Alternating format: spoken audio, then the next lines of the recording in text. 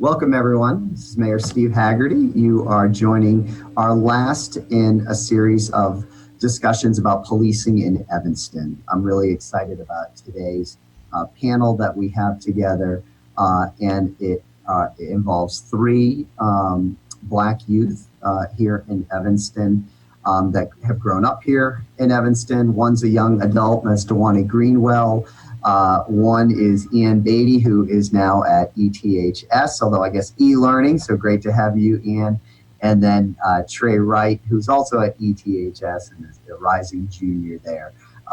I'm sorry we're in the midst of the pandemic and you all aren't getting the typical experience you'd be getting in high school right now or in college right now, but I'm really pleased that you're taking some time to be with us all.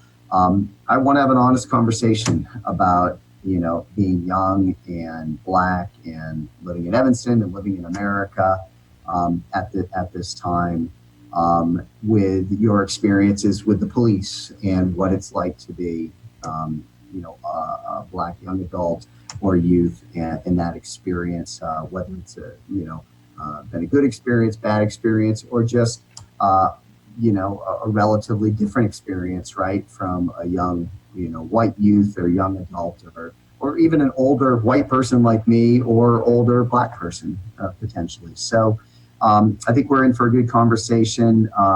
This emanated from a conversation that Dewani Greenwell and I had in the mayor's office a couple months ago that was just a really, I thought, enlightening and helpful conversation to me as mayor.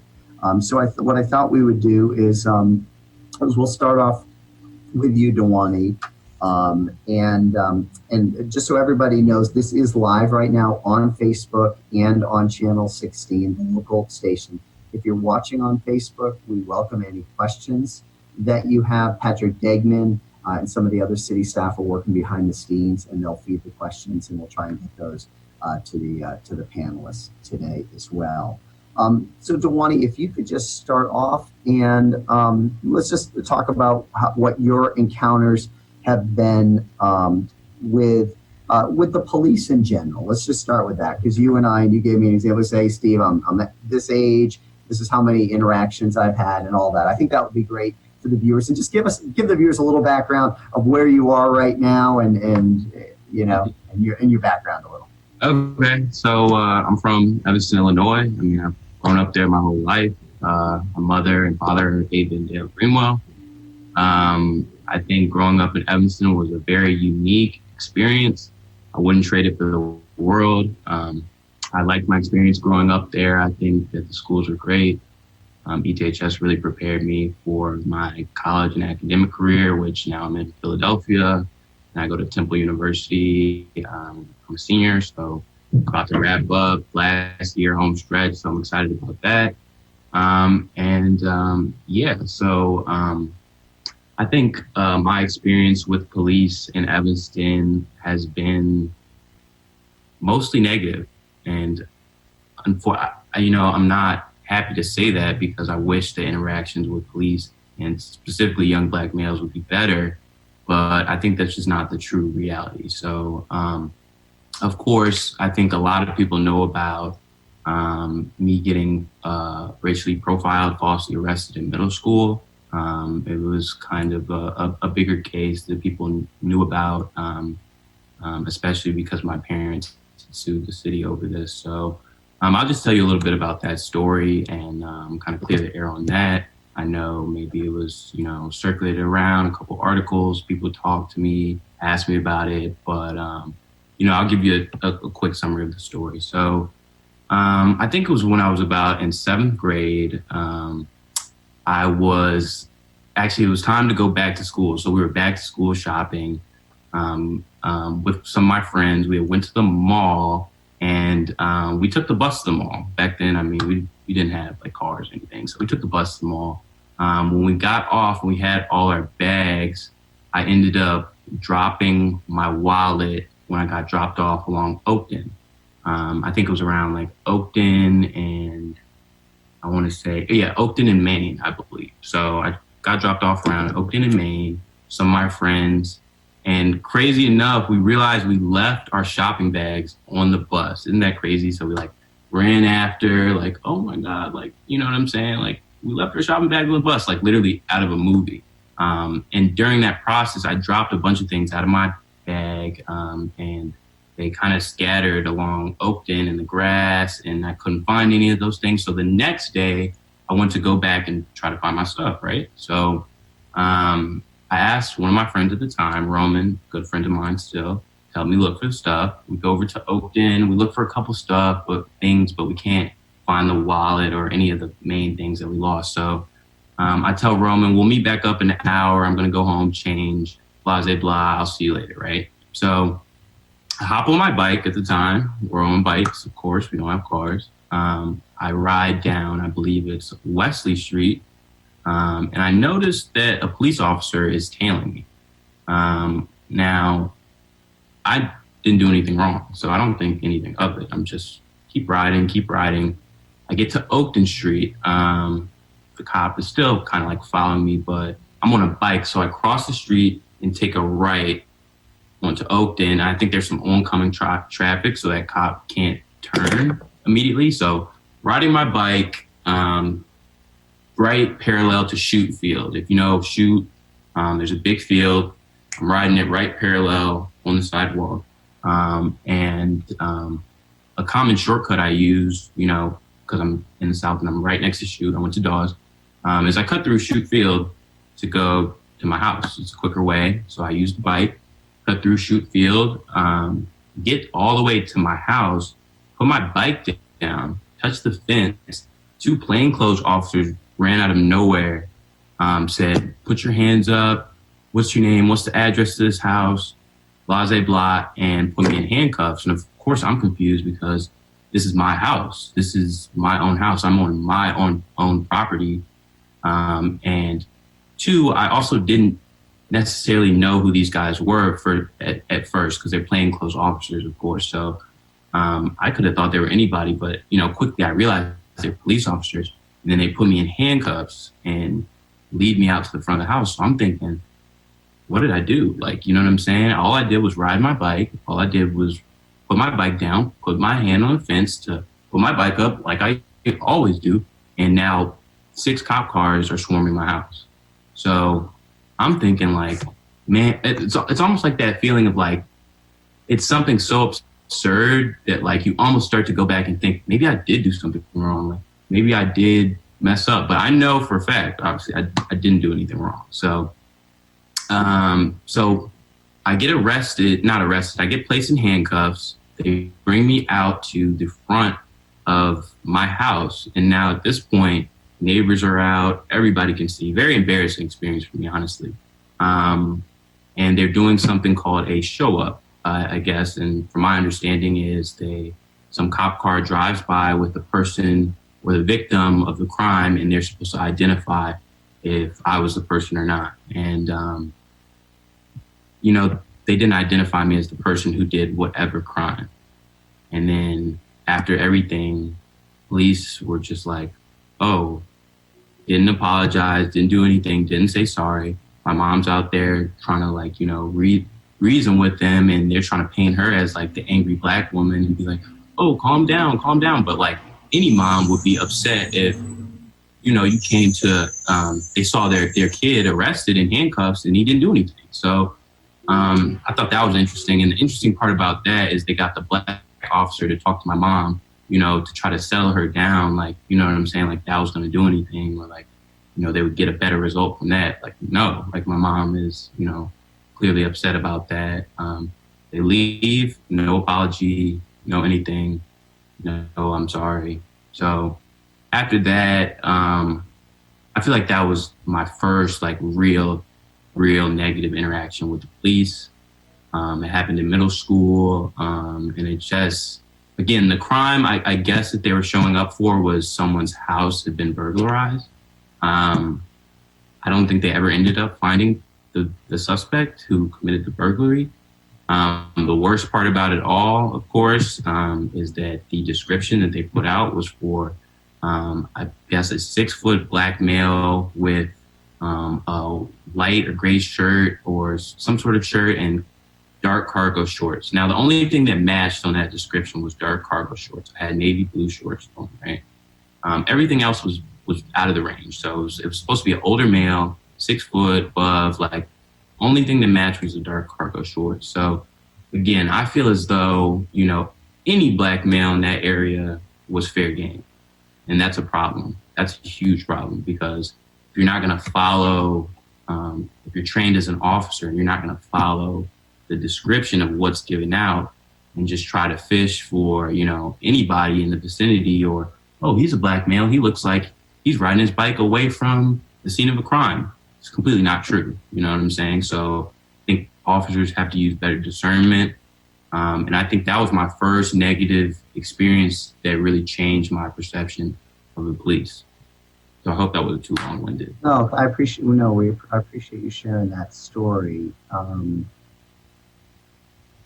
Prior to that incident, had you had much interaction? You were in the seventh grade at that time, Dewani, is that right, seventh? Yeah, I was in 7th grade, so... Prior to that, have you had any interaction really with the police? Whether it be at school, maybe as a resource officer or anything like that? Nothing that I was doing wrong. I think maybe the only time I would interact with a police officer is maybe if, there maybe been a call about some kids making loud noise walking through an alley. And even things like that, it's we'll get calls about kids just doing kid stuff, walking through alleys or doing stuff, playing loud music. And I think that's a big problem, because I think that you need to be able to discern what's just typical teenage behavior and actual hard crime that you need to use aggressive tactics for. So no, I can't say that I had very many police interactions before that, but I would say that the ones that I did, it was never anything productive or anything that had to do with anything important. So I'm gonna go to that chief. So Chief Cook, I have a question, which is, start off. You have a tough job, all right? Police officers have a tough job. A crime's been committed. Someone's a victim, and they, you have work to do, right, to keep the community safe and all of that. Dewani's story that he just shared is similar to another one that I can think of other ones here where there was a crime committed, the person was somewhere around town and the police were trying to, in that case, it happened to be a black male, but it was an older black male, 40s or 50s. I don't think you were the chief at the time. But Dewani talks about the use of discernment, right? I think that's a really important word. How can you take us through the process of how our officers are trained on that type of thing? Is it typical that, it's just instantly presumed that, in this case, this young man, did it, and he's literally, sort of handcuffed that. You were handcuffed, right? I mean, handcuffed and everything else prior to really a bunch of questions sort of being asked of him. Question prior. All of that. Yes. Can you tell me? Well, I think, first of all, from listening to Dewani's story, I could find a lot of things wrong with that encounter. And, anytime a police officer takes control of you and puts you in handcuffs and restricts your movement, you have technically been arrested. And the police have a long history of doing that. Once they put the handcuffs on you and you're not free to go, you are arrested. And that might have been part of the lawsuit that you said your mom filed. That, they basically arrested them. But each police officer here gets criminal law classes to help them understand the process of arrest.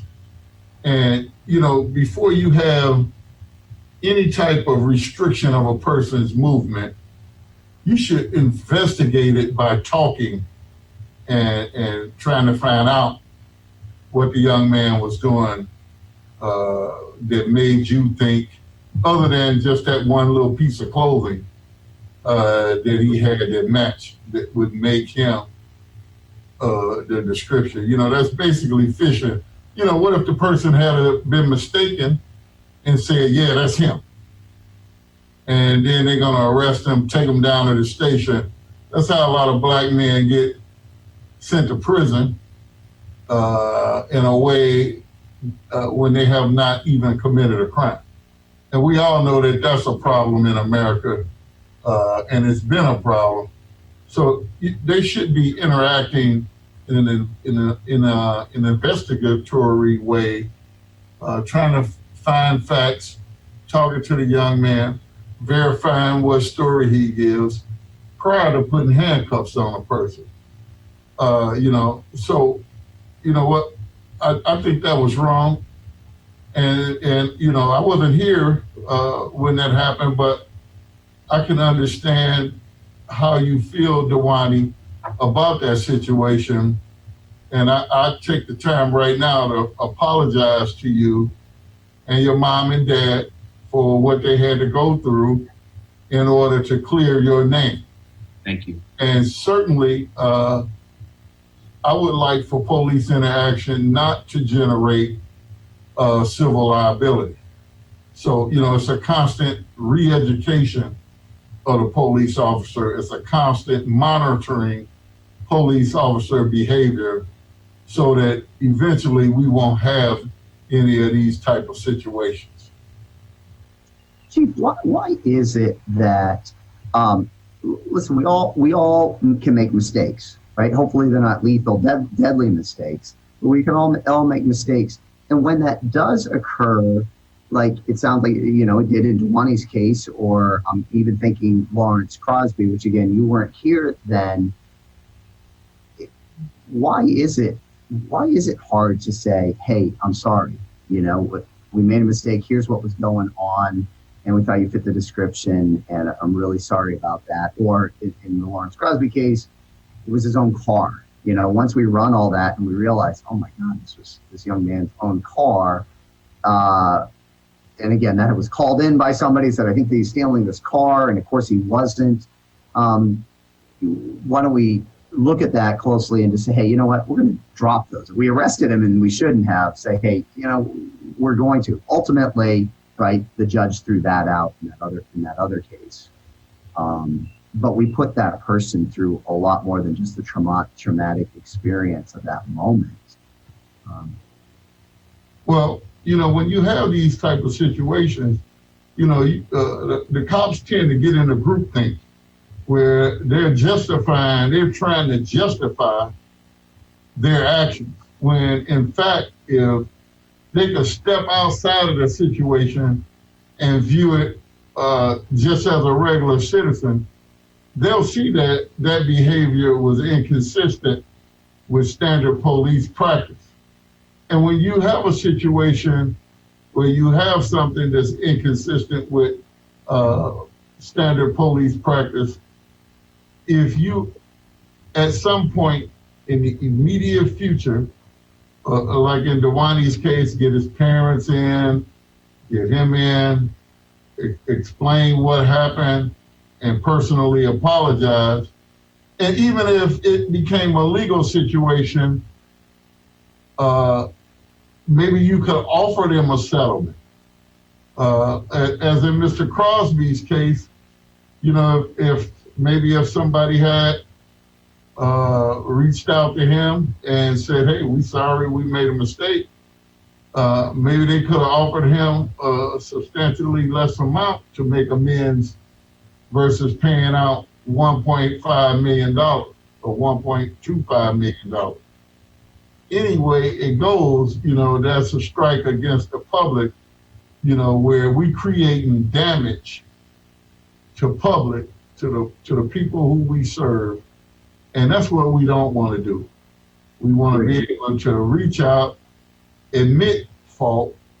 You know, I'd rather take my beating that way than to deny or overlook some things that are really critical in solving these type of problems.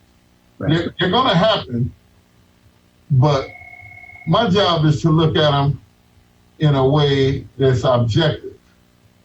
And it's easy to do. And it's easy to fall into that groupthink and try to justify something that you did wrong. That's why, like, when I have even a basic disciplinary action here, it's three of us that'll sit back and look at it and analyze body camera video and try to come to a resolution in terms of what's the appropriate amount of discipline this person should get. And it's a number of things that go into that final product of discipline. Is the officer had this type of discipline before?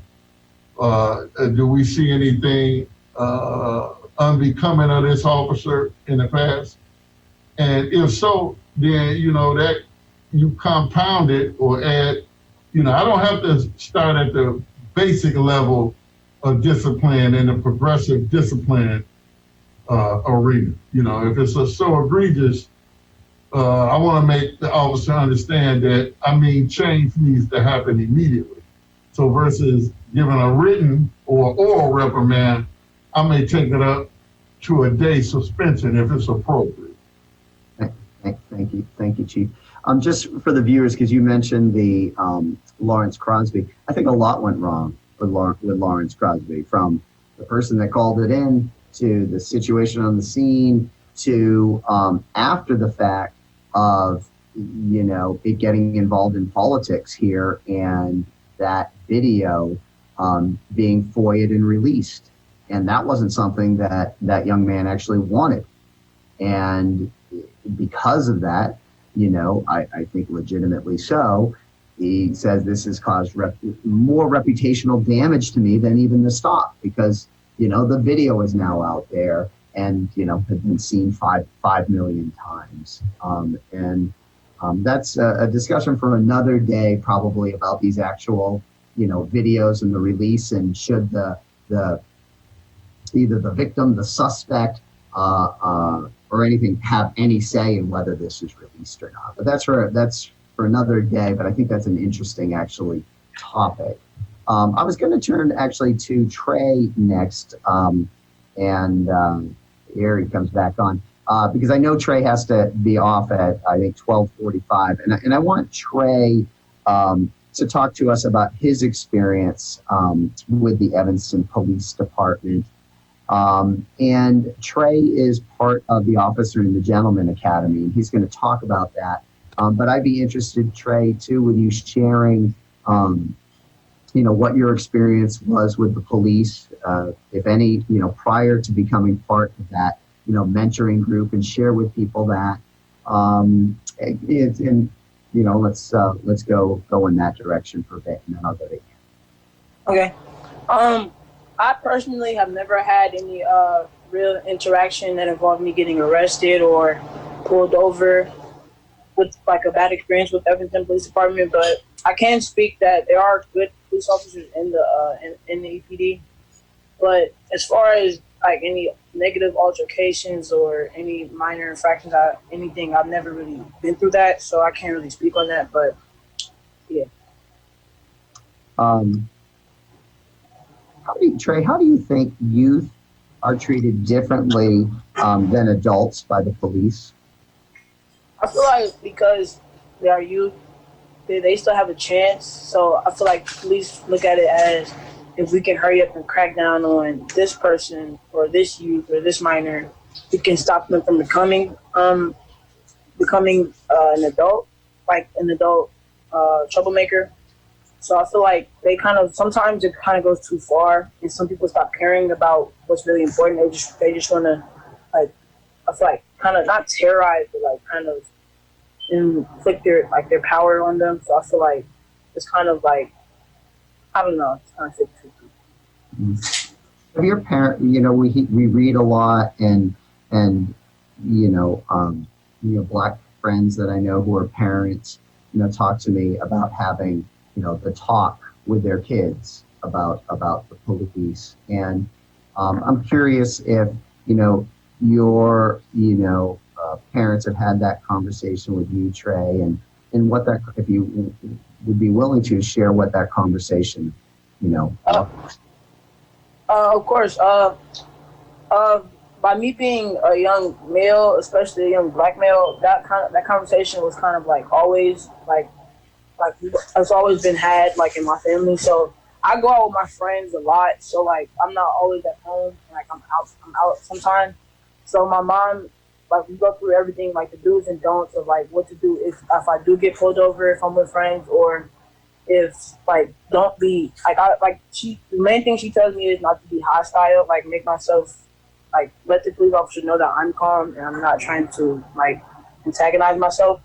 So we kind of like that's kind of something that me and my mom and my dad we talk about that a lot because when you become a teenager, you obviously are gonna want to do things on your own, like versus whether it's getting your license or going to parties and stuff. It's important to be mindful of your surroundings and like the people you surround yourself with, because not only that, there's like a kind of like a vape trend that's going on right now. So versus if I get caught and like a police officer thinks I'm high or something, it's kind of like be mindful that there are ways to let them know that you are not as hostile as they believe and as the media portrays black people. So I feel like that's also important when it comes to like those kind of conversations to have. Dewani or Ian, same question for you about that conversation when you were younger. Maybe it's an ongoing conversation. I think people would value that perspective. I'll let Ian go first. Ian, do you want to go first? It's always been it's just been an ongoing conversation for like when I got arrested at like 12 years old. That's I never really had that talk in a way, sadly, but it's just kind of been like an ongoing thing ever since that. I always know when the police are around, like kind of what Trey was saying, always let them know that you're not hostile or you're not this and that to scare them, because like I have pictures on my phone of compared to the white supremacist guy going around shooting black protesters, and I forgot his name, but the little kid who got killed by police for playing with toy guns on his front lawn. What was his name? Amir Rice. Amir Rice. Samir. And it's like it's a big difference with that. So you always have to make sure you don't look hostile, you don't look suspicious or anything. And that's just not right, in my opinion. It's not right at all. Agreed. Dewani? Yeah, I think, like having that talk with my parents has always been an ongoing thing. When I was in the South, specifically from Kentucky, and he's had... we can't hear you as well, Dewani, for some reason. Oh, sorry. Yeah. Sorry. We've had that talk, or I've had that talk with my parents plenty of times. My dad is from the South. He's actually from Kentucky. And it was very racist back in his day, especially his siblings receiving, threats. I think my aunt wanted to be a dentist. She received threats in her locker and calling her the N-word. So, again, that talk has always been something that's happened in my family. And I think that it's almost like a rite of passage for young black males now. It's almost as like this thing is just, Ian and Trey touched on it too. Like, it's kind of always been a thing that I think you're mindful of. I think especially police, I'm very alert and, know when police are around, definitely. So it's not a thing as if I feel like potentially, like the police are here, like I'm more safe. Like sometimes I think, the police are here, like this could be a problem. Or, it could be something as minute as like, let's say I'm walking on campus and, a Temple police officer asks for, some ID to get into somewhere, it could be anything. And I think that fact right there, that like, that creates so much animosity and tension between, the police and just black males in general. And I think that we see, all types of black males, getting gunned down by police. And I think that's what's so jarring for us. And when I say all types of black males, I mean, ones who are, have a lot going for themselves, ones who, maybe have a scholarship to Harvard, ones who, are doing the right thing and trying to stay out of trouble and have great records and have nothing on their records, and they're still getting gunned down by police. So I have to ask the question there. It seems as though it's more of a institutionalized racism systematic thing because, as we go back to discernment, even I feel as though cops can't really discern, which black male has a lot going for themselves and is on the right track and is doing the right thing, and which black males aren't necessarily. So, and I think that, as a typical person and just having soft skills, you can discern that with just a person, talking to, like, if, you've never met me before, Mayor Haggerty, and, just based off the things I tell you, about myself, how I carry myself, my demeanor, that can tell you a couple of things about my intention. And I think, and that's not always 100% the case. So, sometimes people present themselves a certain way and they're completely opposite. I mean, we call that a wolf in sheep's clothing. But I think for the most part, it's almost like, oh, black male equals bad. Like, I see a black male, I know he's not up to any good. And that's just not true. It's not true at all. And I have plenty of black friends who have great things going for themselves, are in almost sometimes better position than their white counterparts. And it's just so insulting to still have to deal with police officers harassing you like you're a criminal. So I think that's kind of, where I stand on that. Would you share, and then I want to go back to Trey, and then I'm going to have Ann share his story. Would you share, if you're comfortable, what you shared with me in the office when I asked? I said, okay, you're 20 years old, and I think it was you and Jamal that I was reading. And I said, you're 20 years old. How many times have you had an interaction, with the police? And you were quick to answer that question. I remember that.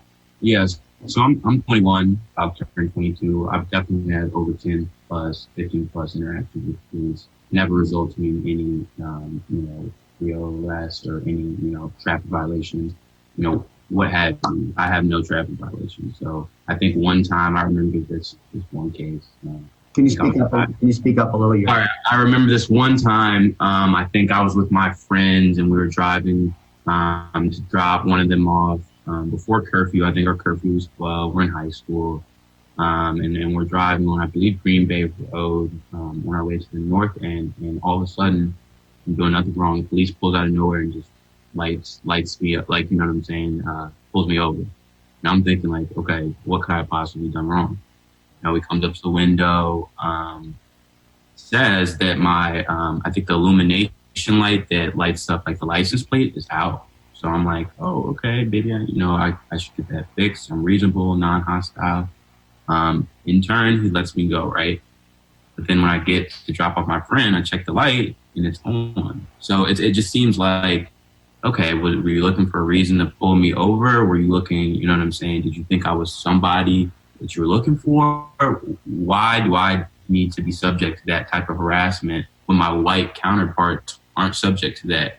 And I think until that's equal, until we get on the same page as our white counterparts, I don't think, any conversation that says that, oh, like, he was in the wrong, or, oh, he shouldn't have been resisting. I just think that's null and void until we get that same benefit of the doubt as our white counterparts, and we don't have that. Yeah. Thank you for sharing that, Dewani. And I think the thing that's just striking there is, just as human beings, we all have interactions with the police. I mean, you just live life. You're gonna, get pulled over because you were speeding or you went through a stop sign or whatever. But it's the disproportionate, number, right, that sort of struck me. I mean, when I was your age, when I was 21, I don't know, maybe, I can think I had, 3 to 5, interactions probably with the police when something stupid as a teenager, that I shouldn't have done. Right. Or college students. So it's not that we don't all have that, but it's the proportionality of it that is striking. Trey, because I know you need to leave in a second. Could you share a little with our viewers about the Officer and the Gentleman Academy that you went through, and I think you're a mentor now, maybe to some of the students that are in it, and what the purpose of that program is.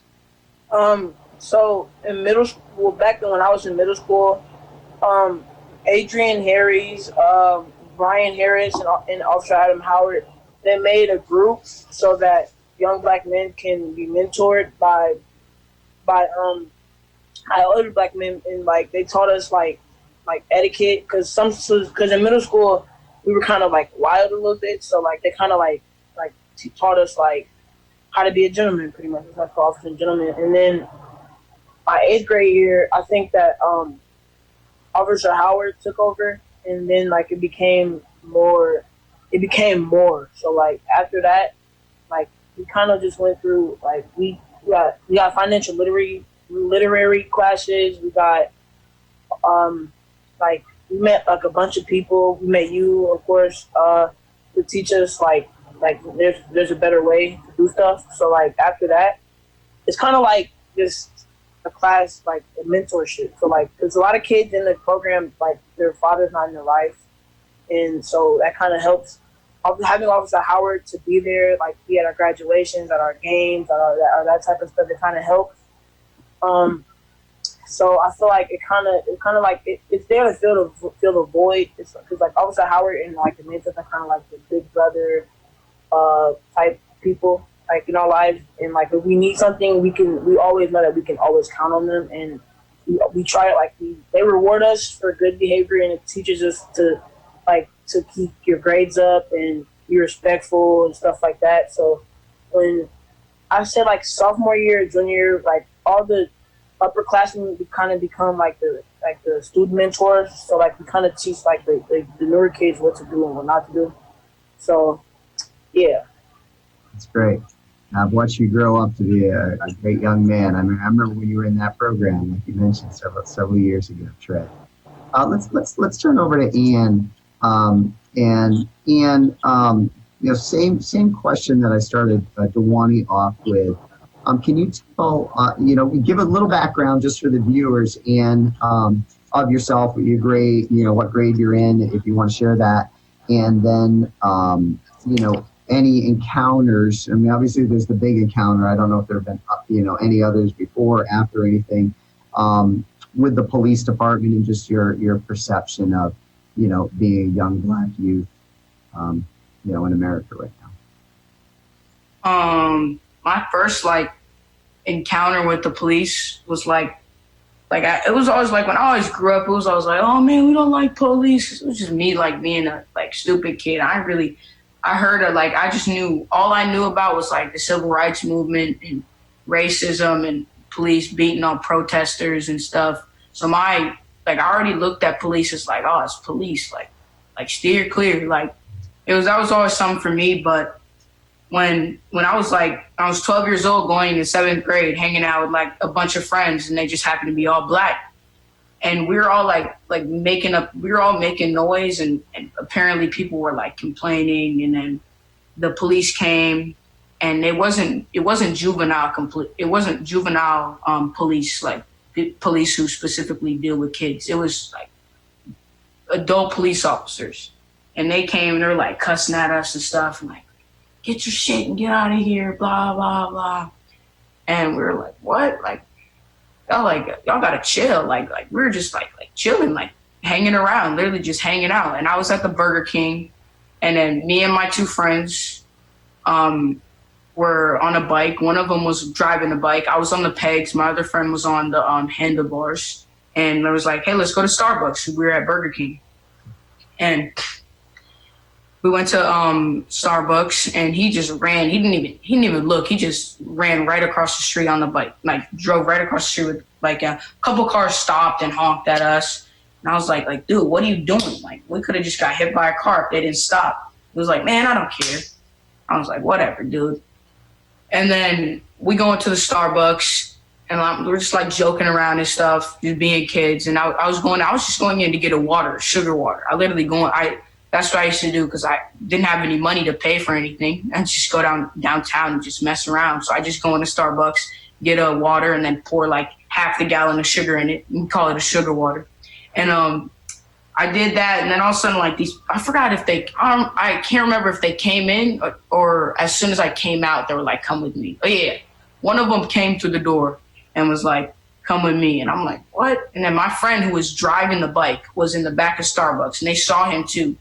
And they were like, "Come with me." And then my other friend who was on the pegs, was on the handlebars. I was on the pegs. She was on the handlebars. My other friend who was driving the bike was in the Starbucks chilling. And the officers take me and my other friend who had no control over the bike whatsoever.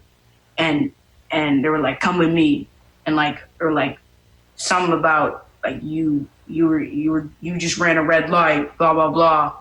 And I'm like, what's going on? Like, can I call my parents? No. My sister's right over at the Burger King. Can I call my sister? She's right over at the Burger King, a block down. No. I'm like, what? Like, I can't even call my parents. Like, what did I do wrong? They're like, come with us. And then they put me in this paddy wagon. And at this point, I'm having like a full blown panic attack. I thought I was gonna die. Like literally, I was fearing for my life. I've never been that scared in my whole life. And my dad never really beat me as a kid. I was like so sure I was gonna get whooped when I got home. I didn't even know what I did wrong, but I was scared for my life. And that happened, and then I see my friend Dylan, who I went to elementary school with, and his mom's there. And his mom happened to be a teacher at the school I went to elementary school at, King Arts is what it's called now, and Amy Denlow. And she was talking to them, and she was like, "Oh, I know him. Can I take him? Can I take him? I know him. I'm friends with his family. Do you think you let him out and I could talk to him? Like I could take him home?" No. And then all of a sudden, like they just kept saying no to every single opportunity to make the situation go down. And like there were so many other ways to handle the situation. They handled it the absolute worst. I couldn't call my parents. She couldn't take me home.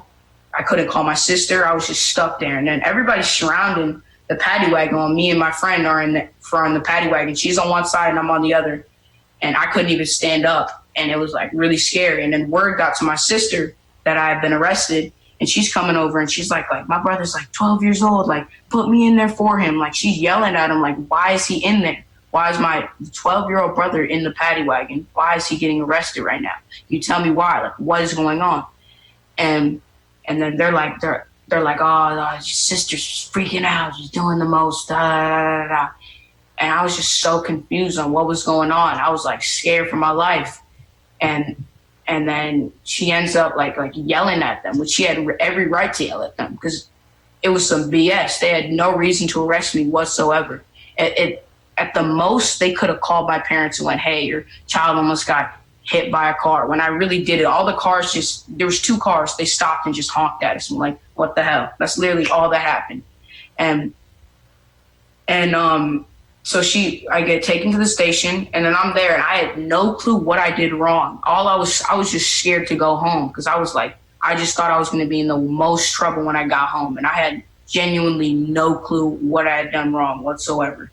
And this like female officer's talking to me. She was like, "Do you know what you did wrong?" And I was like, yeah. Like I had no clue, so I was just going along with everything she said because I was just trying to stay out of trouble. And she was like, "Yeah." I was like, "I shouldn't be." I was like stuttering. I had no clue what I had done wrong, and it was just like it was utterly ridiculous. And the thing is, I didn't think about the fact that I didn't do anything wrong. I didn't like think about it and realize, oh wait, I shouldn't actually be here. That never crossed my mind until after I left the police station. My dad, we're in the police station. We were talking about what happened, and my parents were like, "Wait, this is why you arrested my child?" And they were like, "Really?" And my mom was like, "Nah, like this is ridiculous. Like I'm not signing this station adjustment for my son. Like he was on the pegs of the bike." And I didn't even know what to do. And my parents were like, finally made me realize like this is not right at all. Like this is not right at all. This is police racially profiling, and this is exactly what we've been talking about for like your whole life, or stuff like stuff like this. This is, they made me realize what had just happened to me. And yeah. And then and my dad had to go through all that, like, my dad had to go through a bunch of stuff with the police, the police chief's boss, I forgot his name, to get my record expunged and stuff. And yeah, and that's my story. Ian, thank you for sharing it. No problem. A lot, as you know, right, a lot transpired because of that. And we certainly want to avoid incidents like what you just shared, what Dewani shared. Chief, could you talk a little, or any of your folks talk just a little about... Oh, wait. Can I say one more thing? I forgot to leave out something. Oh, sure. Yeah. They ever apologized or anything. My dad had to go through all that for them. And then after like 2 months of like going back and forth with the police, trying to get my record expunged, they wrote a letter of regret. Like the most ridiculous thing. They couldn't even just go, hey, like, my bad for like just putting you through that for no reason. You did absolutely nothing wrong. They gave no apology whatsoever. And then after 2 months, they wrote a letter of regret. It was the most ridiculous thing. It's funny how far an apology can go, right? We all recognize like mistakes can be made. And when they are, we all hope that somebody recognizes that and apologizes. And we talked a little earlier about that. I can tell you just that when a lot of lawyers get involved, okay, that they all get super nervous about, apologies almost being, admitting, like, oh, yeah, we were absolutely in the wrong when maybe it was a shade, right? And wasn't completely black and white. And so Chief, could you just talk a little about, how we as a police department do handle incidents with youth gathering, because it's pretty typical what Ian shared and what we all grew up doing, right? Is hanging out with our friends when we were in middle school or high school. And sometimes we're doing things like, riding our bike right across the traffic where we shouldn't do that. But like, nonetheless, we are kids. We want to make sure we keep kids safe in our community, but we also don't want to overreact to situations. And so could you just share with us sort of what the approach of the EPD is on that? Sure, Mayor. But I want to take the time now, if Ian will allow me. I listened to your story, and I regret and apologize for anything you felt was wrong. I think today is a good day to apologize, and hopefully we could amend our relationship and move forward in a positive way. So it's my hope that you accept my apology to you for that incident that you were involved in. And, interaction with youth, it's a different way you go about that. When you look at police interaction with youth as young as Ian when he was 12, and the interaction with youth that may be younger than him, you got to look at the aspect of trauma that has never been addressed in law enforcement. This is something new that we're learning about our interactions, how we traumatize kids and not even know it. So it's my hope, and the city has been proactive with how we interact, and my hope is not to have any juveniles in the station. Even though I know that for some situations it's going to require them to come into the station. So, when you look at the alternatives to arrest and the number of misdemeanor situations that we included in that package, if a kid is in a situation that draws attention to him for some type of violation, my hope is that you can educate the kid about what he's doing. And if it's appropriate, you can issue him a citation and let him go on along his way. What I grew up in this town, I would take the kid to his mom and explain, we don't do that anymore. With public interaction and partnership and relationship building, you get to know folks in this town. And a lot of times the kid wouldn't even know I knew his parents. When I hear his last name, I'd take him straight to his mom. And that was more punishment than you could ever shake a stick at.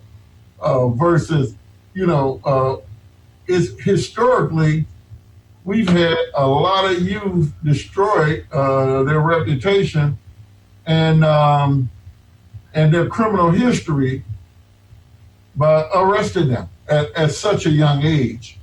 By the time I'm 17, the police arrest me. By the time I'm 27, my whole life has changed, and I still got this baggage from this arrest. It's the same thing like, look at the marijuana deal. They just made marijuana legal, but look how many kids, black and white, that have these stains on their record for marijuana, which the state's attorney was gracious enough to eliminate that from their record. Everybody knows that this has been a problem for black children, and I've been here for 40 years, that we put this arrest on them, or they're arrested at a higher rate for mischief than other kids. And that is something that has to stop. I believe that there's great value in these children. You can see how well they can articulate a situation. That's why, I've presented to you, Mayor, my youth advisory committee. That is where we learn from the youth, pretty much in a situation like this. And you'll be surprised at the insight that these youth have about police interaction and how we could be better at our interaction and relationship building with these kids. So that is something that right now we're building the bylaws and things of that nature. And that's in my budget initiatives to put this program forth next year. Good. The Youth Advisory Committee here in Evanston, for the public, if you want to research, is pretty much similar to what Chicago police have. They have what's known as the YDAC, the Youth District Advisory Committee. And each district has a group of youths that they meet with, and they hear what these youths have to say. A lot of times they give us great insight. I can attest to that. This summer we had 6 youths, high school age kids here in the station that were sponsored by the Hickey Powell Foundation. And the police weren't really too happy about having youths around while it was in the COVID era, but I brought them in anyway, and we maintained the safety of these kids. But what happened was a great relationship build. A lot of the police was like, hated to see the kids go because they brought a lot to the table. So I'm hoping to get a diverse group of young people that will be willing to be on the Youth Advisory Committee here in Evanston, and we'll be able to put our service to this population in a better way. Thank you, Chief. And I like that idea, and I'm glad you're moving forward with that. And if you're watching, you might be interested in that. We will put that out through the city channels. Yes, sir. Ian, one final question that I've got for you and Dewani, and I know we're coming up on our 1 hour mark, and we'll wrap it up. And then after them, Officer Wilson. I mean, you're out there. You're a police officer here in town. You know our community really well. You grew up here and everything. I'd love to have any perspective you want to share or anything you want to share at the end, and we'll wrap up that way. But Dewani and Ian, if you just wanted to offer, because we've got the police chief here and everybody else, 1 or 2 or 3 things that you think the police could do better to handle encounters with youth in our community, what would they be? Just like when you're with kids like we're kids, so anything you do, say or act on makes a big impression on us, especially like people in my generation, because we're kids and like our brains have just started to develop and grow. So like instead of like, because most kids are afraid of police, especially most black kids, if not all. They're afraid of police. They don't have a healthy fear of police. They're just afraid of them because all we see is bad things on the internet of you guys doing abusing your power, acts of racism, racially profiling. So like my advice would be like try and be kind of like a helping hand to like everybody. Like leave a good impression on anybody you meet, especially the youth. Leave a good impression, because that's how me and my friends or anybody in my grade or my generation could grow up and you guys could leave a good impression on us. And I'll grow up knowing, hey, at least I may have got arrested at 12 years old, but at least things changed a little bit and it left a good impression.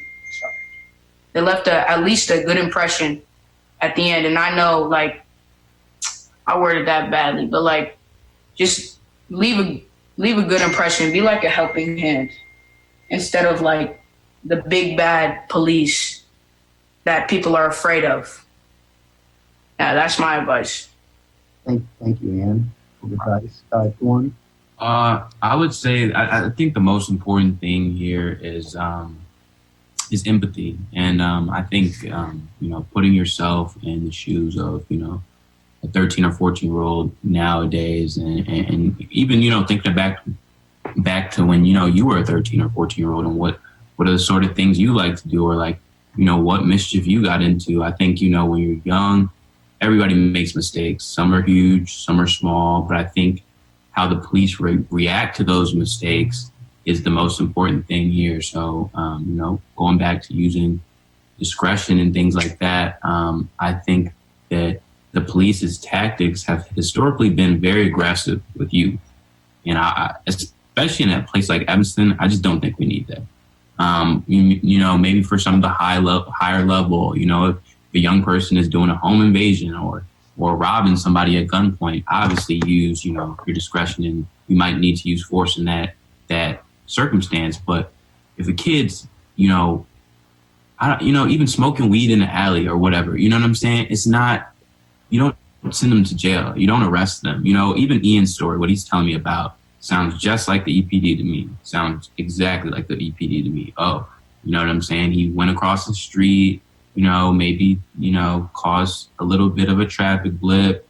They're on pegs, they're moving around. They're black kids, they're young. And then it ends in an arrest. And it's like, what? Like, you know what I'm saying? You sit there and you're like, how does this correlate to an arrest? And I think even going back to what the commissioner says is how like those small things can literally ruin the rest of a kid's life, like literally ruin the rest of the kid's life, either just because it's on their record and people know and now they have a reputation, or it was just so traumatic, the experience was so traumatic that they never trust police again. And we don't want relationships like that. Like, I feel like, most people want to be able to trust the police and want to be able to say like, oh, they're in the neighborhood doing productive things, protecting me, being a deterrent to crime, things of that nature. I think most people want to say that, but we just honestly can't say that from what we've seen. And I think what you talked about, like the disproportionate, policing, I think that's the worst part, because again, if you want to, arrest kids for smoking weed, that's fine, but just make sure you arrest everybody for smoking weed. Or, if you want to arrest that kid for jaywalking, you know what I'm saying? That's fine. Just make sure you're arresting white kids for jaywalking too. And I think that's a problem. That they're never arrested for white kids are never arrested for little crimes like that. And if they are, it's either a slap on the wrist, reprimanded, or they can, pay their way out of that. Ian, you were talking about expunging. I had to get my record expunged as well, back in high school for something crazy. And so I think that, they put you through so much, they put you through so much for so little. And I think that there's alternatives to arrests. And I think, what the commissioner was talking about, moving in those directions, that's the right direction. An alternative for arrests, especially for youth.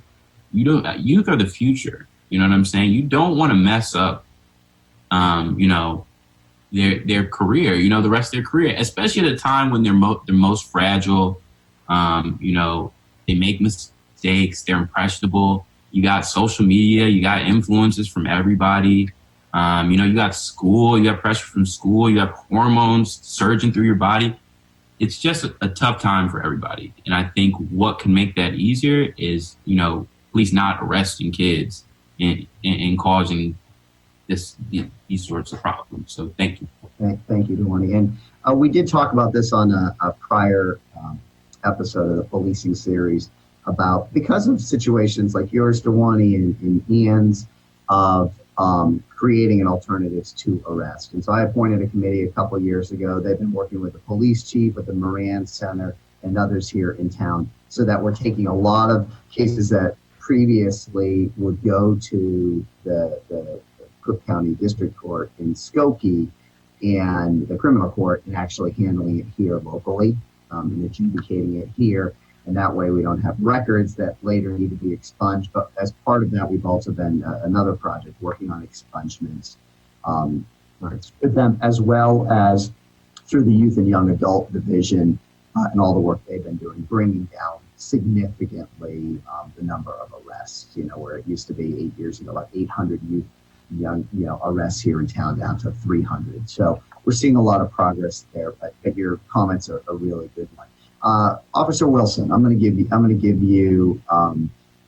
the last say before I wrap it up.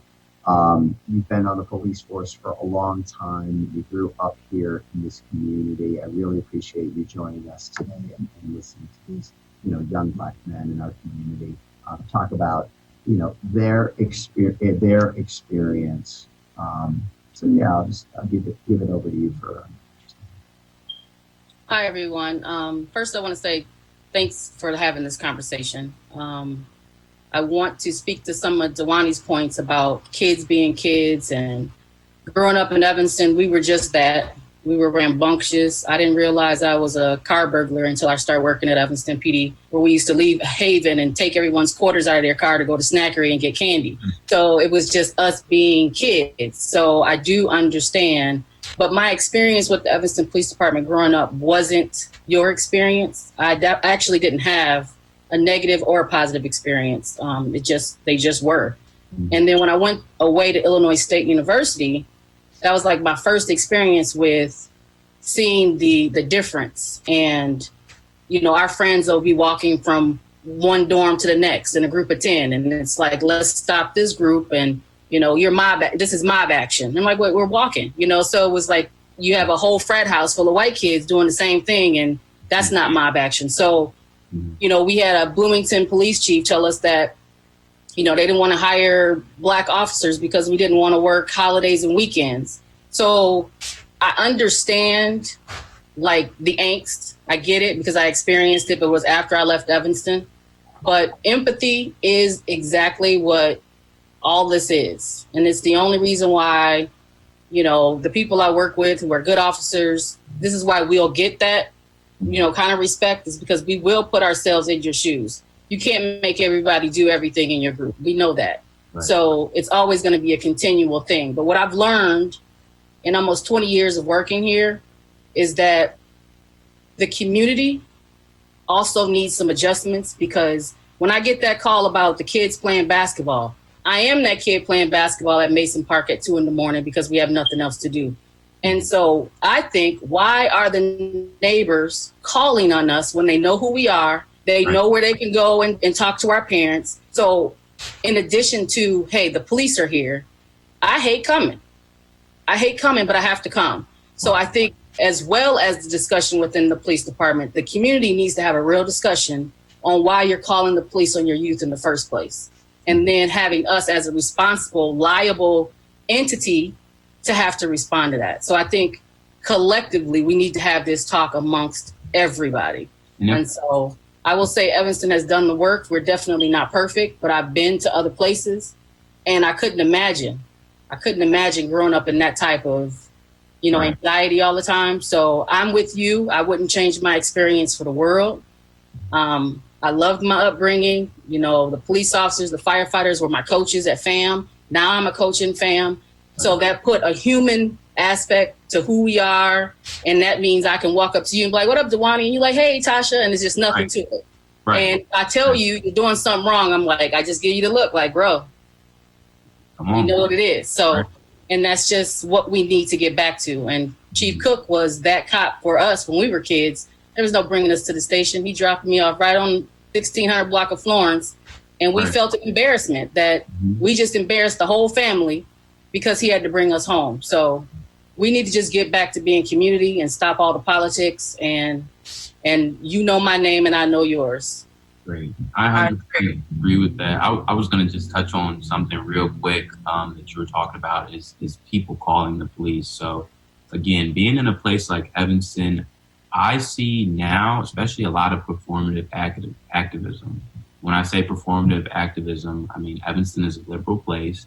It's no secret. We love to tout our diversity and we love to be like, okay, this is a great place, and it is.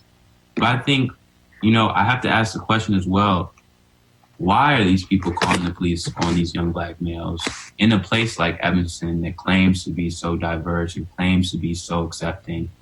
And I think there's some performative activism going on there. See, people will hop up online and say, Black Lives Matter, join the movement, post things, even go to rallies. But, when they see Black people or they pass Black people, they don't say anything. Or, a Black male passes their car and they lock the doors. Little stuff like that. I mean, we notice it. And I think even, walking, a common thing, and I talk about my interactions with the police, it was always, a call about noise or walking in a group. And you alluded to that a little bit earlier. And I think that that's just so crazy that we live in a place like Evanston and we love to tout our chest and say, it's inclusive for everybody, be unapologetically Black, be yourself. But then when it really comes down to it, those are the same people calling the cops on our kids. And not just our kids, adults, doing stuff. And I think that goes back to the guy who got arrested for going to his car. The woman thought he was breaking in his own car. It's like how can you claim that this is what you represent, and then you're literally inflicting pain and suffering on these same people, on Black people, by calling the police. So I think that's the big question that needs to be addressed, and maybe we can address it next time because I know we're running out of time. But it just seems as though, you're talking about, I hate coming to these, and I have to come to these calls, and that's just so crazy to me that we're even getting these calls. So that's my last point I want to make. I think that's a really good last point. There's work to, again, I think Evanston, I know Evanston is working hard to, practice 21st century policing, as the chief, has said before, and, put in place best practices. And I will leave sort of the audience with, there have been a lot of reports that have come out from the U.S. Conference of Mayors. Another one from, I'm forgetting who it is. It's actually in the packet tonight from the Human Services Committee. And these are best practices that are coming out because of everything that's happened with George Floyd and Breonna Taylor and all of that. And Evanston, checks the box on most of those best practices. And so we're going to take a look at the ones that we haven't implemented yet and say, okay, is this right for our community and everything else? But we're doing a good job, and but there's work to be done here. Certainly, and so I appreciate Dewani, you being here and sharing your story and your perspective, and Beatty doing the same, and then Trey Wright, who had to drop off. sharing his perspective and his involvement with the officer and Gentleman Academy. This is our last session on conversations on policing here in Evanston. We've done 9 in total. And so we're going to take a break, and people in the community have other suggestions for sessions or panels they'd like to see. We may periodically bring these up, but this is all again part of us taking a real close examination and getting a good understanding of policing here in Evanston as we move into budget season this fall. So thank you everyone for joining us. Thank you to our panelists. Thank you, Officer Wilson, Chief Cook, Chief Barnes, your other officers there. And as I often do, I'm giving you the last word, and you can say goodbye to our audience, Chief. And I'm really impressed with these young men, Dewani and Ian. I'm very thankful of you all participating in this discussion. You all have a lot to say, and I'd like to meet you guys one day, whenever you're available. You in town, Ian? Yeah. All right. Yeah, I get with your dad, and maybe we can meet up one day. I like to meet you. All right. For sure. Thank you for having me on here, Mayor. I appreciate it. Thank you, everybody. Thank you so much. Have a good day. Bye-bye.